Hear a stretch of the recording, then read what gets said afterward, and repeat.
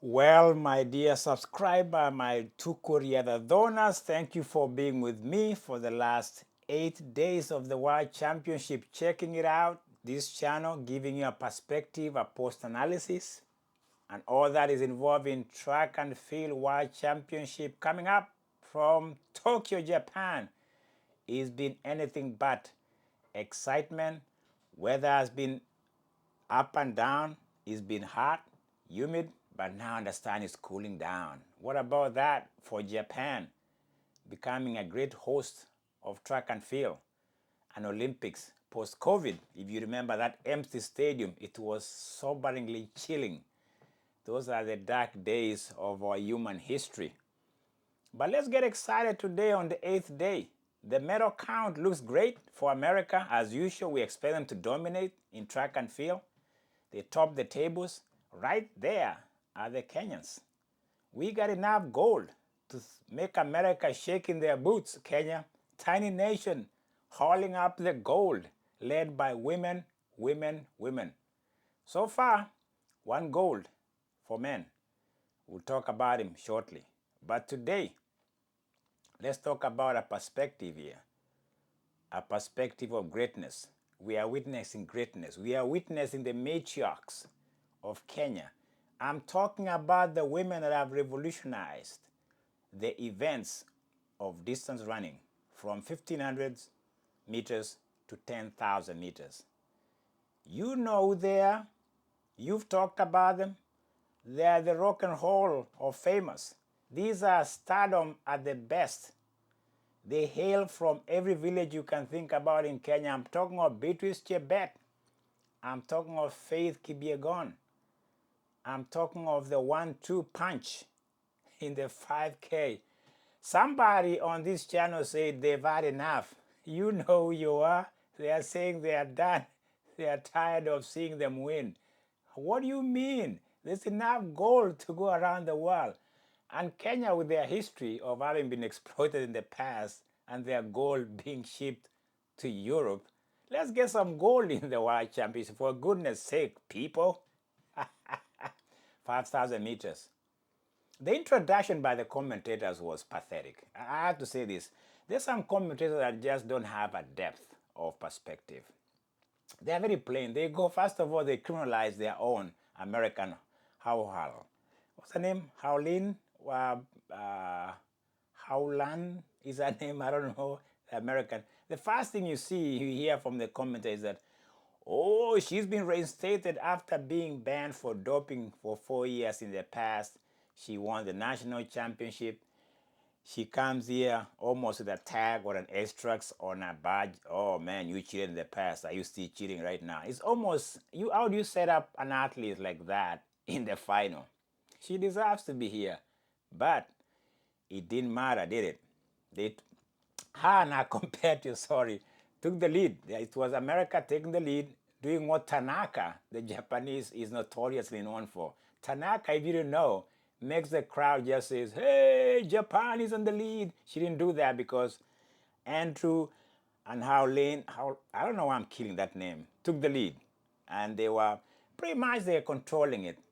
They only control it thus far. They did a good job. I mean, somebody has to take the lead. The Americans did with that tag. That was pathetic introduction. How do you put a criminal record in an athlete in the final? That was just laughable. But that's the commentators you have coming from a different planet. For me, the story gets better when you think about it. Because that 5K, I was just checking the light to see that the mic is in sync. Sometimes technical issues do happen, and I'm the solo producer, so I have to know what's happening behind the camera and what I'm doing here. So if you see some fidgety me, I'm trying to figure out some things. So far, so good. Let's slow down here. 5,000 is a long event. 14 minutes, maybe less for some world record breaker. It was anything but pedestrian. It was a congregation. It was like traffic jam in the 5K women. 70s pace. Anybody was there. Who cares was there. Even whatever you can call, anybody was in the race. It was a good mix. I think there were 16 of them. Quite a good package for the final. Ha!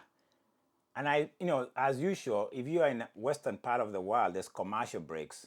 We didn't see the mid part of the race. They showed us the first maybe 2-3 laps. Then they say, oh, we'll be back for the conclusion. My goodness me, why can't you just give us the whole narration, we want the holistic outlook of the final. It didn't matter, did it? So when they came back, I'm just giving you because I woke up to watch this live. I sacrificed my sleep for this final. I did.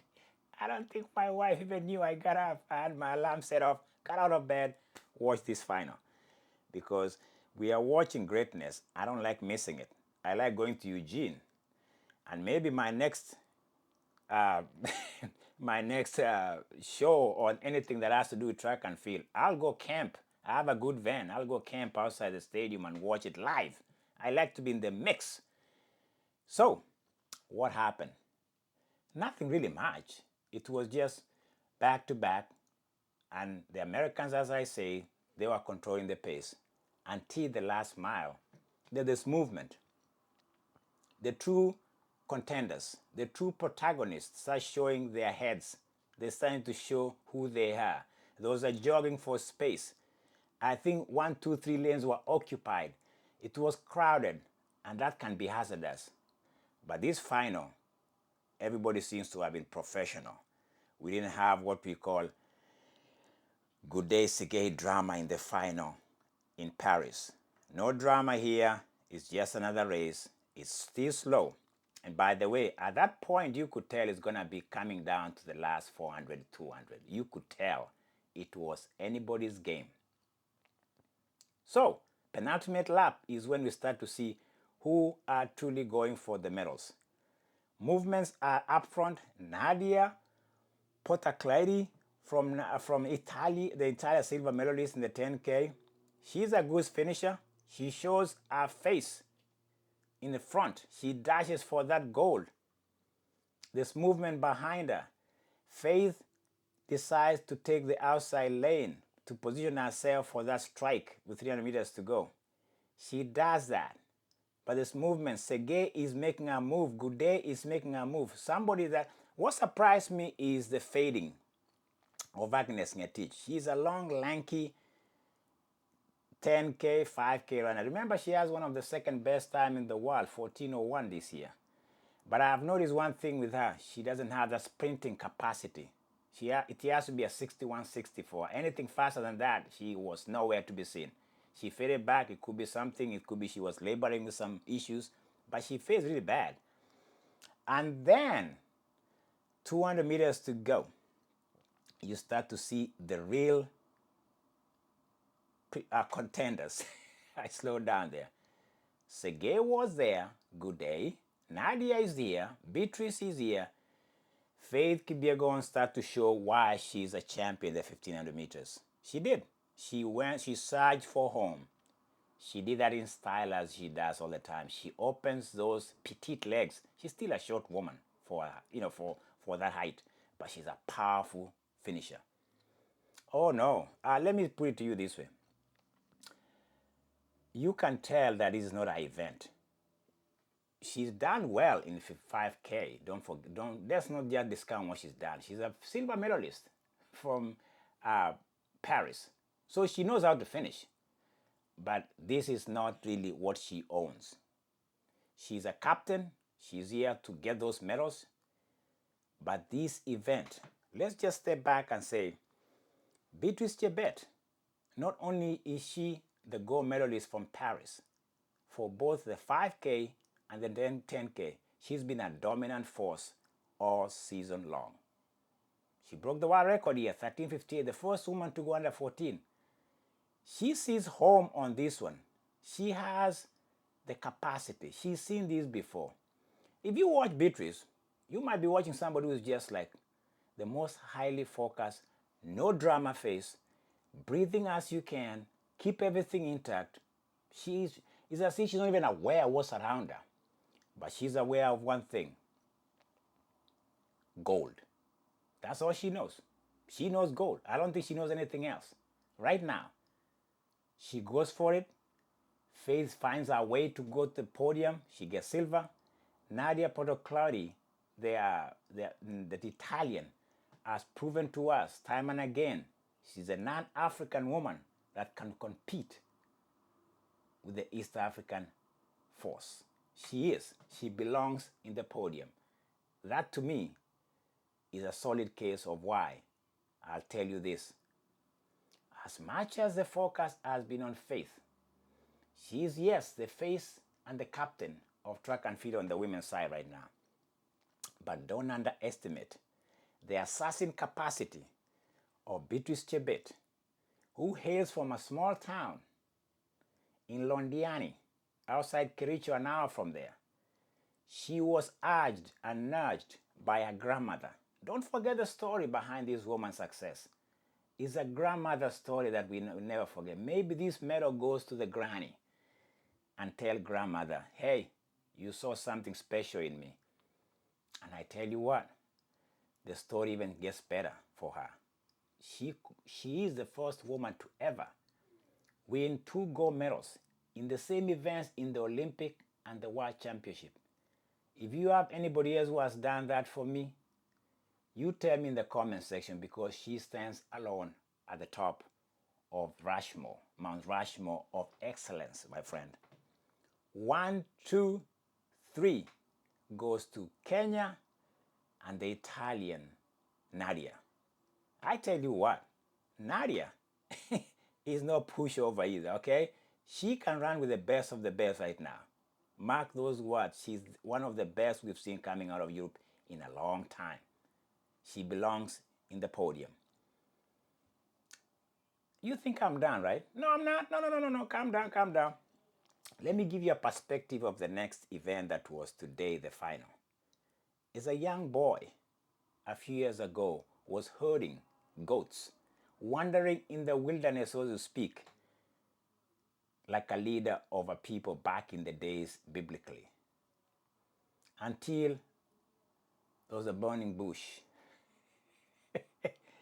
The burning bush for this young man was athletics, sports. He had an epiphany. He speaks about it in one of the interviews he had after winning a gold medal in Paris. He talks about where he came from. 11 siblings, father missing in action, almost an orphan, adopted here in Kosirai, which is like 30 minutes away from Kapsabet. I know the location. This guy is not a story to be forgotten. Let's not forget the story of a people, because when we do that, we don't have a perspective. He's well spoken now. He didn't go to school that much. I would say right now he's self-educating himself in sports. He speaks well and he's beaming with confidence, my friend. You can see in his eyes, his face reminds me of a face of Beatrice Chebet. They know where they came from. They know who inspired them, who nudged them on. They understand what fires them in the belly. Emmanuel freaking Wanyonyi was introduced in the starting lineup, and the camera just went up and showed us the legends of 800 meters.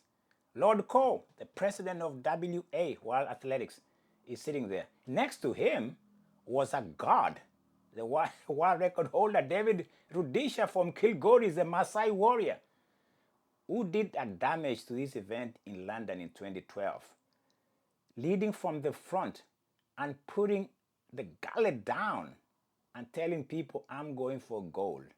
Then the world record of 140.91. Did I just say that right? Who cares? It's 1.40. He broke the world record. He owns the world record. He's sitting there. They're standing up in honor of Emmanuel Wanyonyi. He's with us, isn't he? I suspect in this final, after watching the semis where the Spaniard, people say, ran Emmanuel down to win the heats or the semis, and people were like, I was even worried the way that Spaniard Atawi came back on Wanyonyi in the semis. I was like, hey, could be a surprise here from Portugal with Isaac Nadar. No. I just told you. This young man is from a mountain, Elgon. Did I just tell you there's a man that had an epiphany in a mountain in biblical writings? You remember the character? Things happen around the mountain, my friend. You have a mountain view of what you need to do. And in this event, the gun goes off. Emmanuel Wanyonyi tells everybody, I lead the pack. 49-27. The back straight, a Canadian seems to show up. This field of finalists was deep. Oh, am I choking? No, I'm not. I just need coffee. This field was deep. Remember, 800 has been revolutionized. It's been turned upside down over the last few years. Emmanuel Wanyonyi has ran one more 41s than the Rudisha guy who was sitting up there. As much as he has a world record, Wanyonyi has been more consistent. He's been more dominant for a period of time that we've never seen. 141 is normal for him. And when he hits that back straight, he's never shaken. He's never in any doubt what he's going to do next. 115 at the 600. Whoa, Mark Arop is here. Sedaji starts to show the indicator lights that he's going to pass. You know, it turns those lights. I'm passing you now. Mark Arop doesn't even put these hazardous lights that he's about to cut in front of Emmanuel Wanyonyi. Wanyonyi just says, no, this is my lane. I'm staying in lane 1. You go to lane 2. Just stay in lane 2, Marco Arop. Stay in lane 2. Please don't cause me any problems here. Don't bring what I call good day Sergei drama in the penultimate lap. Don't do that. Sorry, Sergei. You did it to Faith last year in the Paris. Well, you become the epitome of that, I guess. Marco Arop has to contend with being in lane 2. And that move he made there, I think, was his undoing. Because when he comes the home straight, here you go, Emmanuel Wanyonyi sees the promised land. I told you he always has a mountain view of many things. When he sees it, he seizes it. He goes for gold. And I tell you what, if you remember, I've told you over and over again, his interview stuck with me. He doesn't know how to lose. He only knows how to win. He's done this. He did this in Paris. It's the same script from Paris last year Olympics. Right here, if you think you want to push him over the cliff on this one, you are mistaken, Arop, because you try so hard, the Canadian, and you forgot the Algerian train was coming. Sedaji is coming. Sedaji, silver, bronze, gold medal, golden boy from Mount Elgon. I deliver that. Take that home. Back-to-back gold medalist. Paris, Diamond League winner. Diamond League winner last year. Am I running out of space here? No, I'm not. It's a big book. It's a good book. The title is Emmanuel with us in the 800 meters. It's the title of the book. You can buy it from this channel of 240. I gave you a story. A beautiful story, I hope, of a great 800 meters we've seen consistently. 141 is the new normal to win a championship right now. It's a new normal. If you can't do that in big stage, just stay back there. You can be the final. That's what happened. Bergen, the Brit, tried. Nope, not today. Even Atui was hoping in the fast lane there'll be an opening, there'll be a crack. When Emmanuel Wanyonyi takes that inside lane, he's done this before. He knows what he's doing. He's taking the shortest way to go win that goal. Can I wrap up my show now? Yes, I can. 2 gold medals for Kenya today. Of all the medals we won, men from Kenya can now stand on another captain. The main captain is Emmanuel Wanyonyi. He's the golden boy. We haven't seen any other gold from Kenyan men. It could be the only goal for the men. Women is their story. They are the true representative of this country this year. They did the same thing in Olympics. Things have changed. There's a revolutionary in Kenya. The matriarchs are ruling that nation right now in track and field. Maybe they can rule the country too. Could they? Because if this is what they can do in the World Championship big stage, Maybe we should give them more space. Maybe allow them to lead us more than we do at the present. Can I even say one more thing?